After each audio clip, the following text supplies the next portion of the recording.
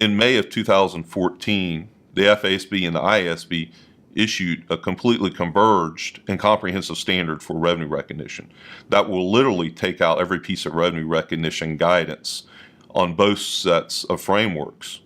There's a significant amount of guidance for each criteria laid out in the standard and a lot of examples to apply. And so this is consistent amongst all industries, and there's not industry-specific guidance within the standard as we're accustomed to today. Albeit there's complexity today, there is certainly complexity in the new standard. And that's why we were encouraging publics and non-publics to go through what I call the accounting adoption exercise. And what that is an approach that we use for our clients in adopting a framework or adopting a significant accounting standard. And it's a 4-tier pyramid. So it starts with awareness.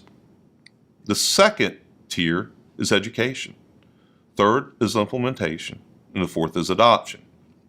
Awareness is that you know something's out there and it may or may not impact you. The second level is education, is really getting educated on the new standard and how it may impact you. The third is implementing the new standard. And fourth is reporting and adoption of the new standard.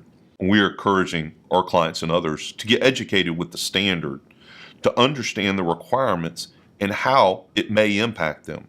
It could impact processes and controls, current contracts, such as debt covenant arrangements and other contracts, internal modeling, where you're using U.S. GAAP information in that modeling, bonuses and compensation plans, and other things. In our current experiences, it would appear publics overall are probably farther along than non-publics. So we encourage non-publics to get up to speed, even though they have a year longer than the publics, to understand what the differences or the impact may be. Because if there's not impact, it's better to know that now than to wait down the road.